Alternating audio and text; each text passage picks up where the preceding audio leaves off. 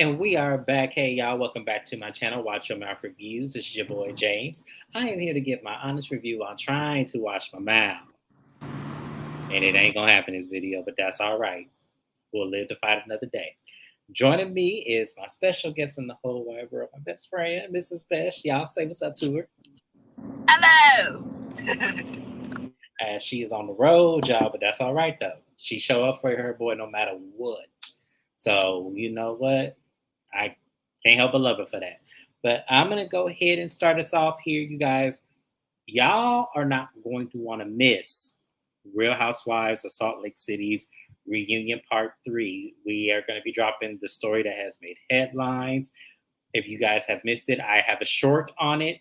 So go ahead and watch my short and you'll see what I'm talking about, because I'm not going to bring it in this video because I don't get enough views on this one to care about that. But make sure you guys join us tomorrow.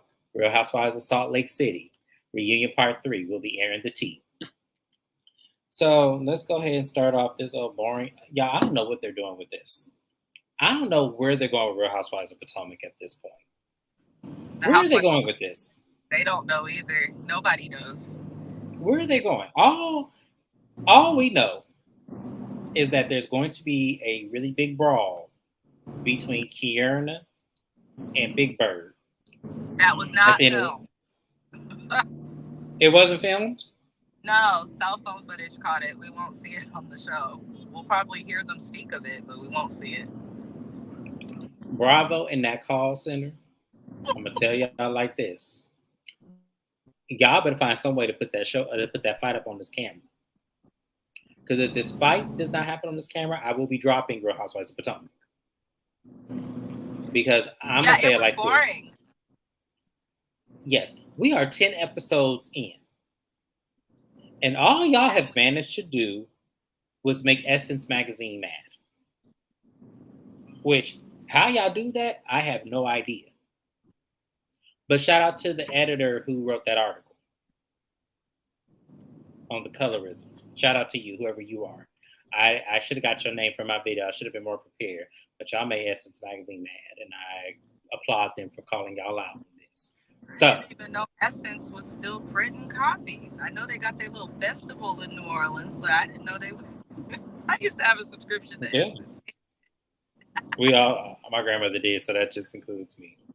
So, yes, my grandmother had one, so I know. But yeah, let's start with the episode. The episode opens off with Karen and Raven. They are going out to go get tattoos to honor Karen's mother. They get a very small little G, on their bodies. Karen got it on her foot or above her, above her leg, or above her foot somewhere, and Raven got her on her arm. And as they're talking, Karen brings up that Daffodil, Giselle's oldest daughter, is going off to college, and Karen would like Raven to, talk to her about, Karen, talk to her, try to give her some pointers on college and everything. And Karen lets out the bag that Raven don't really see it for Giselle these days. And what I'm mad about Bravo is why they didn't touch on this, or why they didn't ask her why she don't see it for Giselle. They touched on it with some cookie event, some bullshit that we know that ain't the real reason. But, I wish that they would have touched on this a little bit more, because I would have added a little bit more of a dynamic to what the hell's going on here. So Raven agrees to the lunch, and they, eventually go get their tattoos, and it looks nice. This is Karen's first tattoo. She waited till she was 60 to get one. I feel like it's never too late. I don't have any tattoos, so, maybe when I'm 60, maybe I'll be like Karen and will give me one. Who knows? We'll see what happens with that. What did you think of this scene, Mrs. Best? It's not worthy of our time recapping, but it was cute. It was a cute little scene. It was. I don't want to hate her, but as someone with 9 tattoos, I don't give a damn to see this lady hollering over a letter. Come on now. Like, right. This is what we're doing. This is what we're doing. But good for her daughter for becoming successful in whatever it is that she does. Absolutely. Yeah, Raven seems like she has a great head on her shoulders. She's doing well up in New York, vlogging. We happy getting this bag, Raven. We proud of you. So next we meet up with Wendy. She meets up with two new producers for her YouTube show. The producer she brought in the first episode, she's not working with her anymore because the lady wanted 50% of her contract, which whoever this lady is, I'm like, lady, you out your fucking mind. If I'm paying all the costs, you'll get a good 30 if you lucky. But there's no way you're walking around with 50% of ownership of my brand. There's no way. So yeah, lady was tripping, and Wendy was well within her right to fire her. So she's giving them the vision. These two, they're younger. These two little college kids, giving her, what her vision of this is. She talks about BET, commentating on the news, all this and that. And they seem to be on board. They were first confused about where she was going, which we all were, because Wendy was all over the place when it came to topics and stuff. It sounds like she wanted to do a one-woman show of the real. That's what it sounded like she wanted to do to me. I could be wrong, but that's what it sounded like to me. What did it sound like for you, Mrs. Best? I don't care anymore. Wendy's full of shit. We need a new cast on Potomac. This shit is old. Sorry, y'all. It's my defroster. I'm in the car.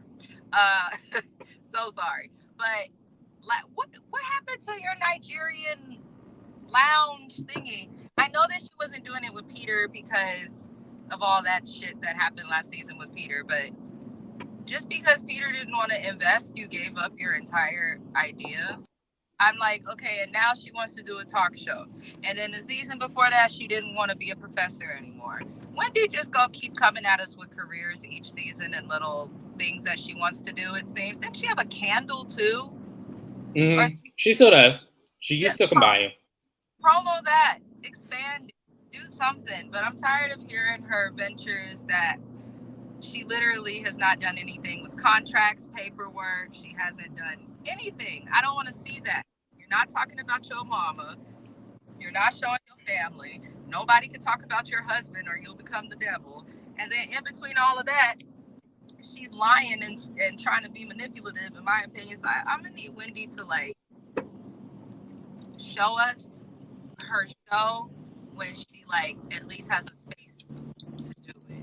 And well, her show is live. You actually can stream it on here on YouTube, so it is live. So she said she was making a talk show. It got a huge. She did. She aired it on YouTube. Now, whether if it aired somewhere else in Baltimore, I do not know. But I know you can watch live shows of her here on YouTube. Oh, so basically NBC and Bravo must not like her ass off camera because they give everybody else something. Absolutely. Well, maybe, I don't know. It could have something to do with Esses is alleging. So you never know. But anyways, y'all, moving on from there. We then go out with Aneka and her sister, and I'm not going to pronounce that sister's name because I don't want to butcher the shit. So they go out furniture shopping because Aneka has closed on her home and the renovations are coming to a complete finish and she's going to start decorating. I felt like the store they went to, that wasn't my taste per se. It was very antique-ish, so I don't think that that's for me. And I don't know if Aneka even bought anything. I don't know. But they start talking about the family's history. We learned that her sister lives out there in the DC area or DMV area. Her sister has 3 boys. She has 2 twin boys and I think an older son or maybe younger. And they have no girls in the family. And they were talking about how they always had to stick together, but when they were kids, they, didn't get along. I said, interesting point. Seeing how this whole Wendy thing played out. But she basically said her father worked hard. He's a doctor. And that, at one point when he came to America, he didn't even have shoes. And it was a very cute story. I still look at her sideways. I don't know why. That didn't warm me up to her at all. I'm glad she didn't talk about Wendy in this scene, though. I'm really glad that because I knew it was coming. When I was looking at Aneka, I said, well, she finna talk about Wendy to this sister, and see, now we got to deal with this again, and then I wouldn't have to talk about the scene. So I'm glad that she was able to leave that aside so I can actually talk about her on these episodes. How did you feel about the scene between Aneka and her sister? We should have got that the first week that we got Neka.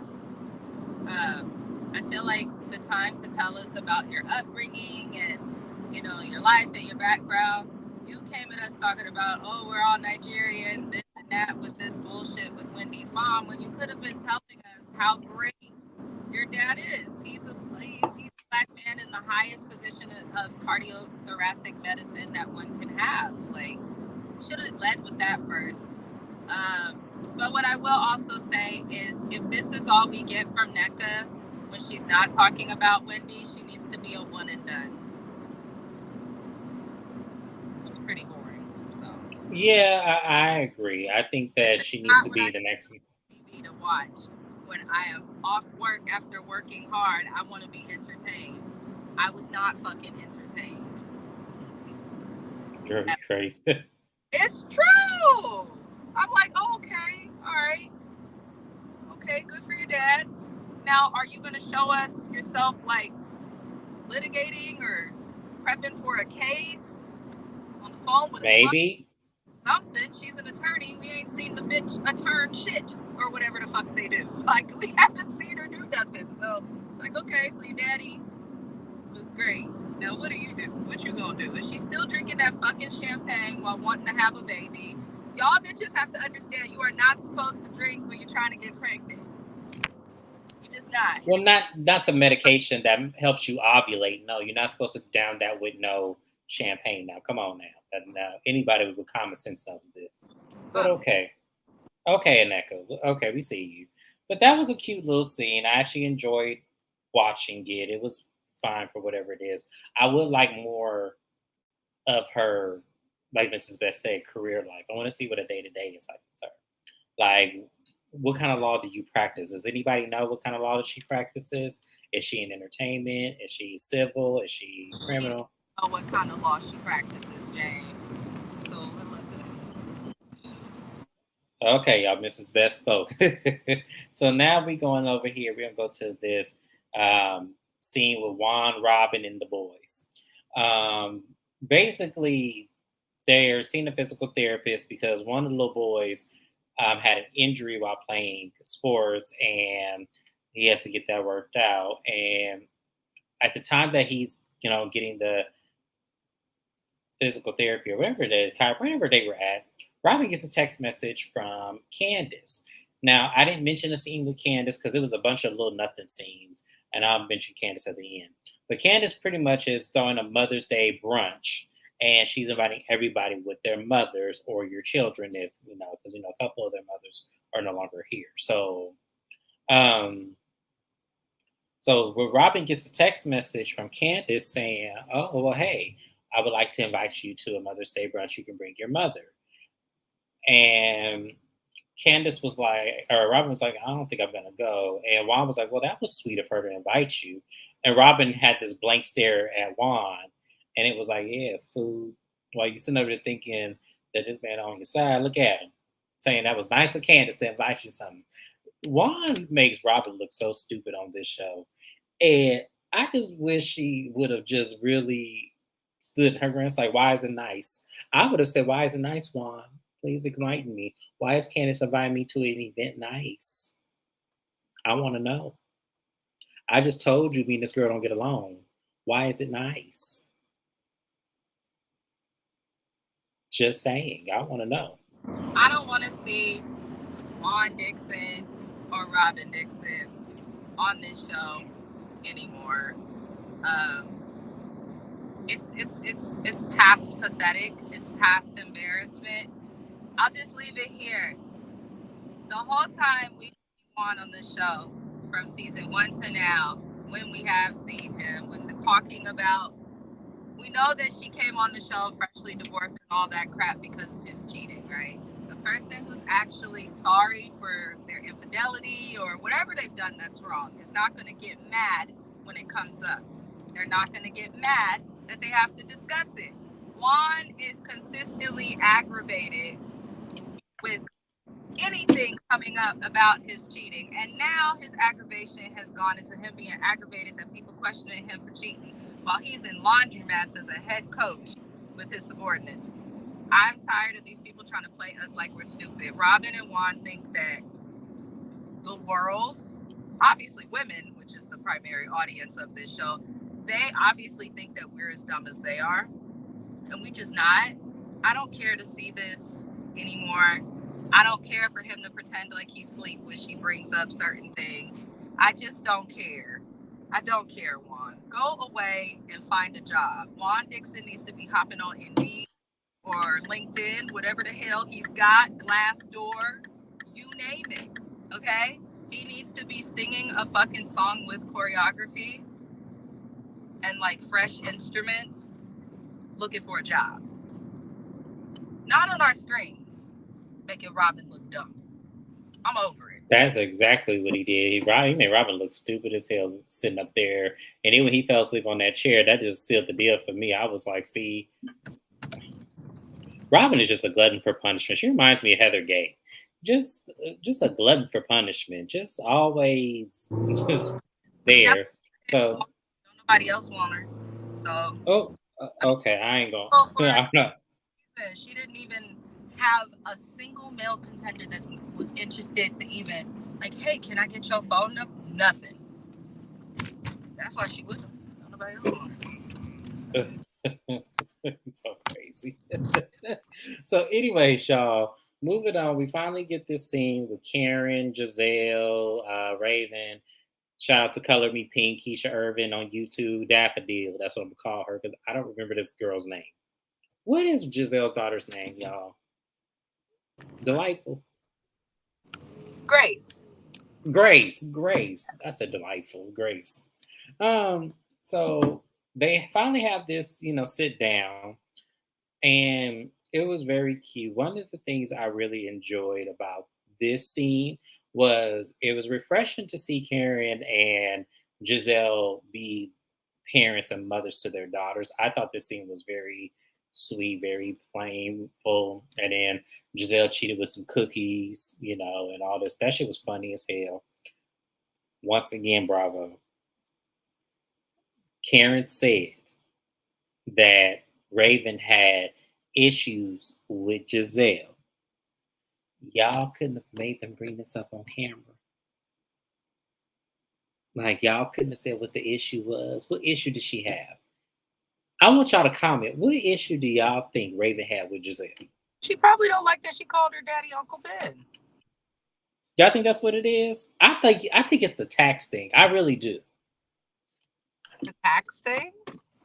Well, season 2 or season 3, one of those seasons, he had owed like 5 million in back taxes or whatever, and it was a whole thing where Giselle and Robin wore them T-shirts saying "Free Uncle Ben" and all this kind of stuff.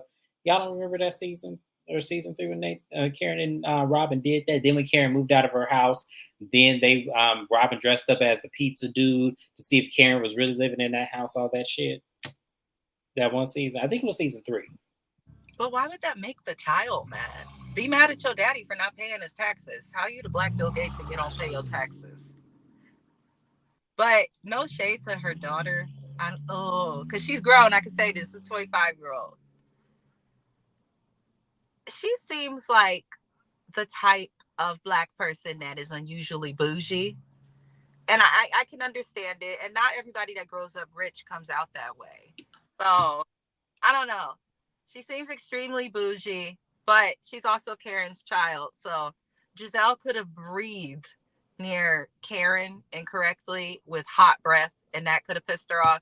I'll say this, Raven, you 25, you barely an adult. Stay in the child's place and figure out hair and makeup. Well, because it's like you had an issue with Giselle for what? You were a child. So why do we care about a child's opinion? Now we care about her opinion because she's an adult. But as a child, I believe a child should stay in a child's place, baby. That's what she should have done.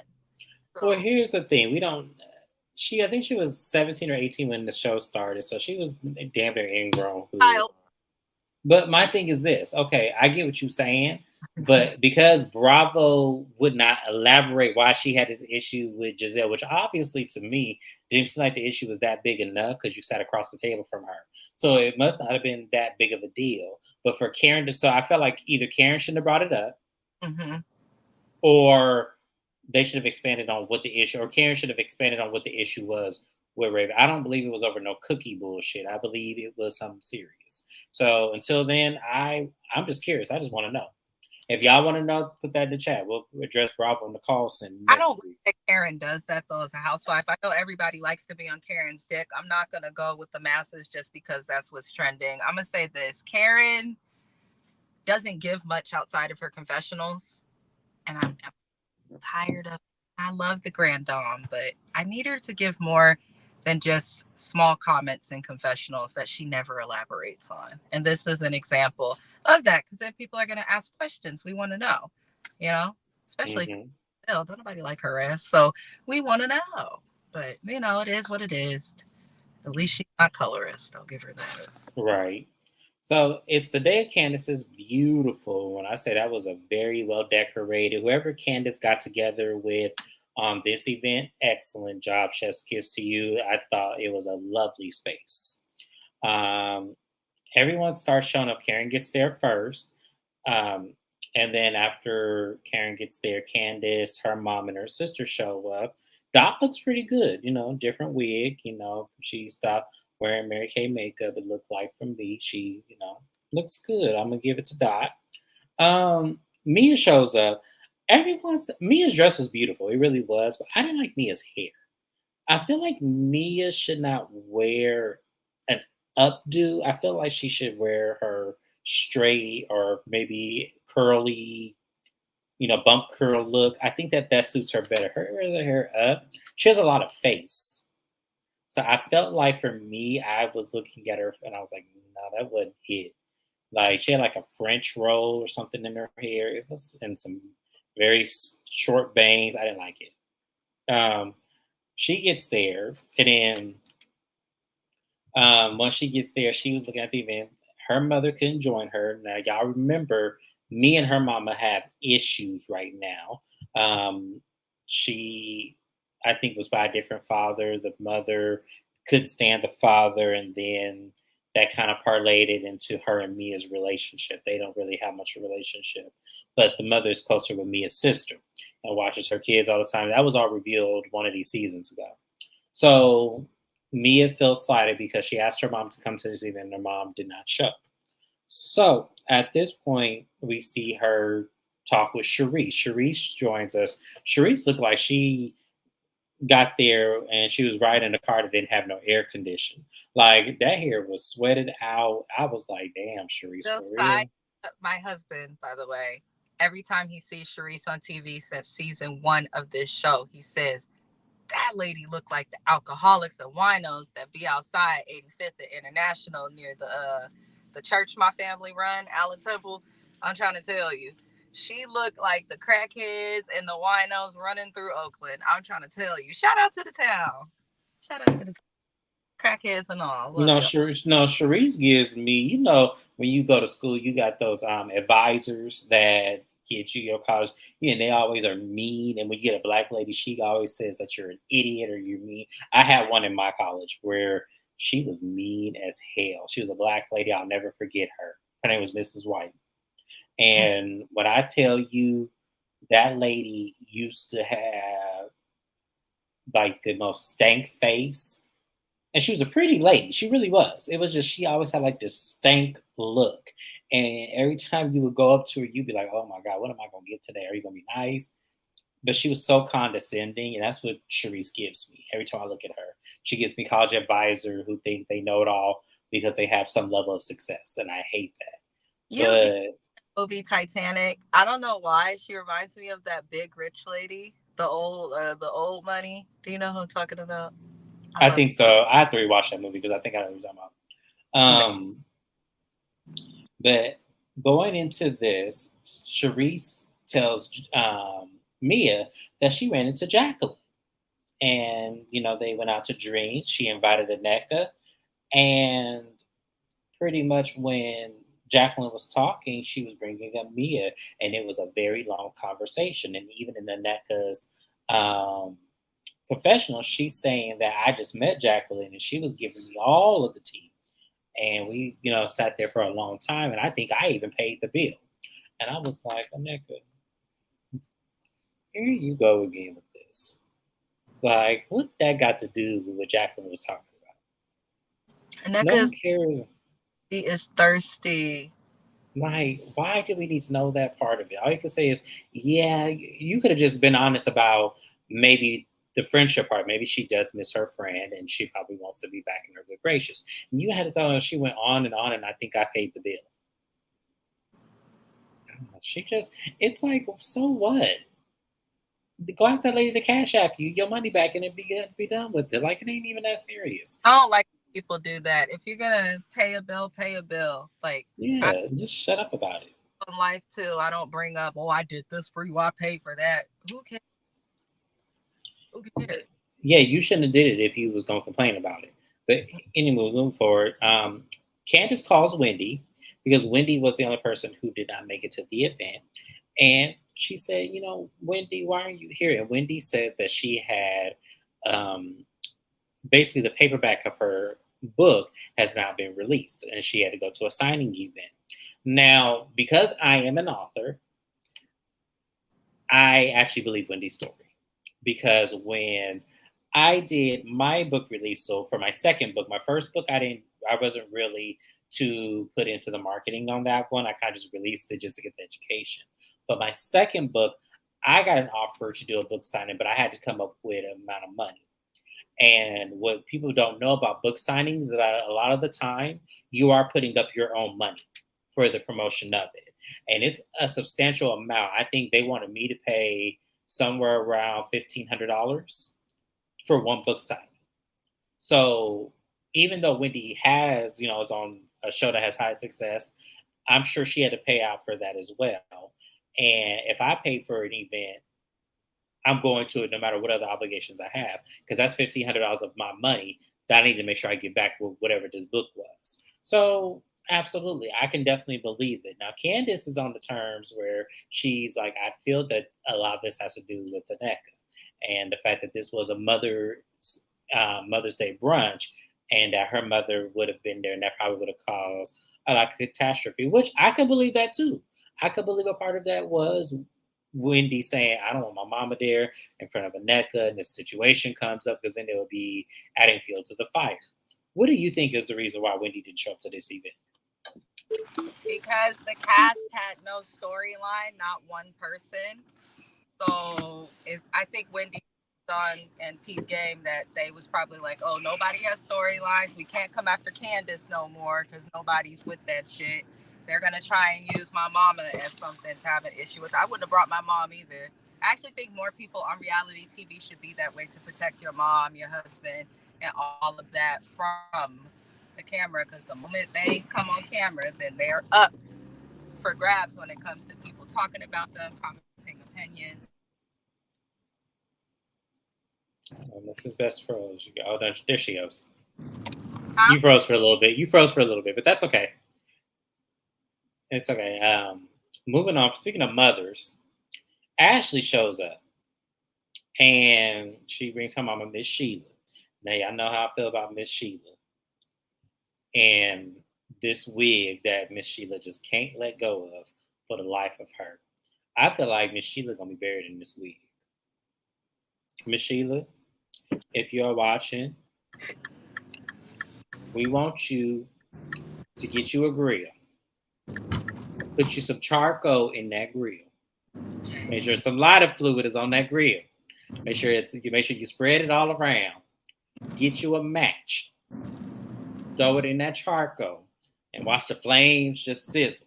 And then when it get good and hot, take that wig and throw it right up in that charcoal with that fire lit and burn that motherfucker. I don't want to see that wig no more. I don't want to see that wig on your head, Miss Sheila. Burn that wig to the ground. You got me? James, my husband always says, what did he say in that song? I wonder how she'll age. Look at her mother. Ashley is going to turn into that one day. Mark my words. Nia Green is laughing, but it's true. Shout out to Nia Green joining us in the chat. I'm just saying, I don't want to see that hair no more. I don't, because the thing about it, what it is that I feel like it's too easy. I feel like it's too easy for her to wear this look, and I don't want to see it no more. I've never had somebody's wig bother me like that, but that wig, I don't know what it is about her and this wig. Maybe because she's had it from the moment we met her up until today. Maybe that's really what it is. Maybe we just because since season one of the show, I'm tired of seeing it. We in season nine. Maybe that's what it is. But I don't want to see this wig no more. But moving on from this event and everything, um, we then go over to Candace making a nice little speech, and then from the speech she decides to sing, and I'm just like, Candace. I don't know why people hate on Candace's singing. The song she sang was appropriate for the event, and she sounded beautiful. She sounded beautiful, but I feel like this is not marketing. This is Mother's Day brunch for you to showcase the appreciation of mothers. Now, whether that's what you intended to do and show your appreciation, fine. But it's like every chance she gets, you pick up a microphone, and I'm just like, That's man. when you are a musician and you love to sing. Any chance you get, you're gonna be writing, rapping, singing. I don't think she did that for promo because she's got a tour that has done very well. People are enjoying that. People just don't like Candace, honestly, and be looking for a reason. But she sang a song. I like Candace. Candace is one of my favorite housewives of all time. I think on the list of 1 to 10, she's number 6. Either way, there's nothing wrong with what she's saying. I don't think there was undercover. She already sold the album, put out a remastered version. She's got actual celebrities, not Bravo celebrities, commenting on it. The girl can sing a song. Let her sing a song. Okay, this is best. I should let you sing the song, Candace. I'm gonna let you sing the song. Love you though, still. So now we get over to this meeting that Robin and Candace have, and I'm gonna be real with y'all. Candace made me mad. Candace made me mad because I feel like you are not clear on the intentions of your friendship with her when it comes to being mad. You either be mad at her or you don't. Be mad or let the shit go. Because Agreed. at this point, Candace, I don't want to agree with Robin at all. I don't want to agree with Robin. Why on God's green earth would you come on this camera and make me actually agree with Robin Dixon? This makes me go. This makes me contradict everything I have said about this lady from episode 1 to where we are, episode 10 today. Candace, don't you do this no more. I'm gonna say it like this: Candace, don't you do this again, because this was silly. So let me kind of break down the conversation. So when Robin gets there, they sit down at a table and they're having lunch, and Candace asks Robin how they got to this point. Like, what did she do that allowed them to get to where they are today? And I said, huh? I said, Candace, that's not how the conversation should have went at all. The conversation should have went like this. Robin, I thought you were fucked up to one on camera, looking as if you have my back. You said Giselle was wrong, and the things that were said about Chris were just so unlike his character. You knowing this firsthand, you should have stood 10 toes down and called your friend out. But no, that would be too much like, right. You want to stand 10 toes down on Giselle because of your loyalty to her, even though she says the most fucked up and wrong ass shit all the time. You want to stand 10 toes down for her, and then you slighted me, and I'm a person you call a friend. And I felt like that's what she should have said. Because that right there, one, would have held Robin accountable. Because, yes, that's exactly what Robin did. Robin acted like, oh, yeah, I understood. Chris would never do that, never do this. But because some allegations came out about Juan, about him allegedly having an affair, you made sure that you aligned yourself with that other side, making Candace be the lone star. That was fucked up.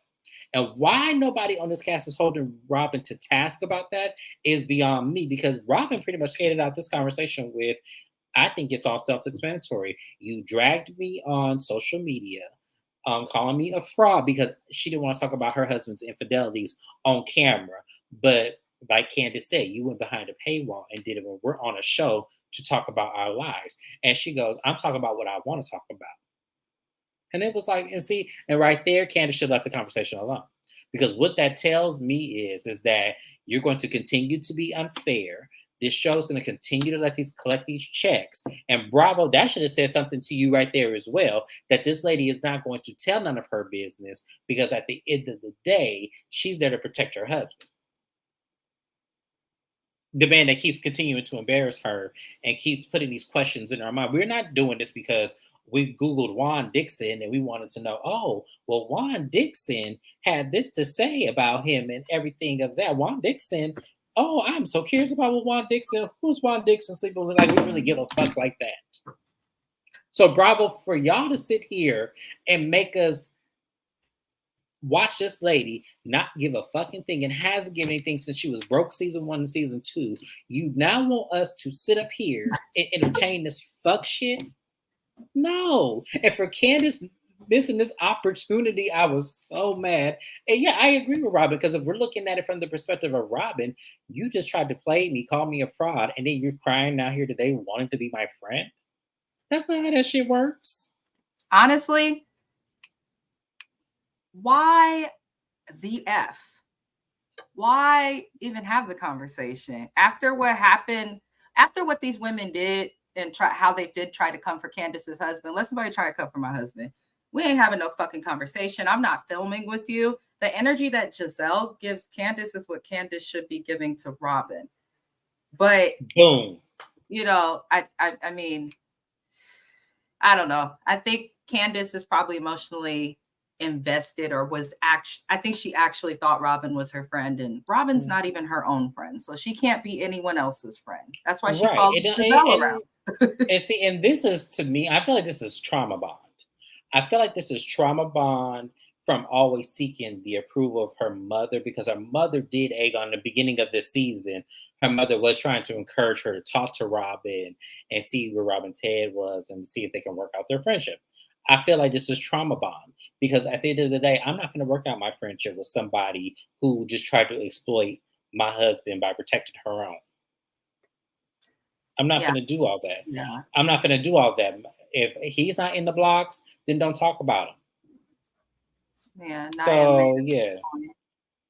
But then look at her relationship with her mom, a therapist. It's telling.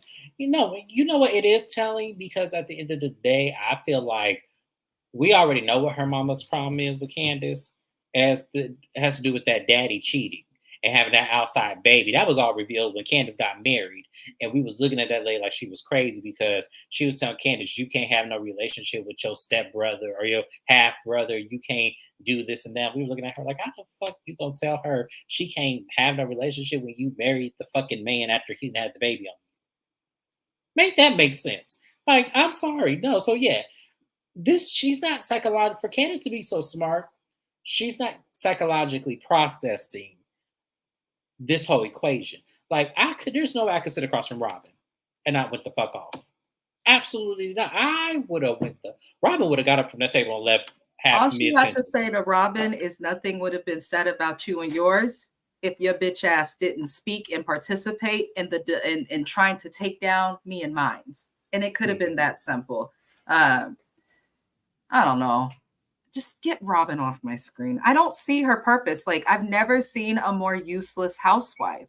I've been watching the Housewives since the very beginning. I watched the Housewives of DC and the original Roni. Like, Robin is genuinely the most useless housewife. I'll take Kim Fields back before I take Robin.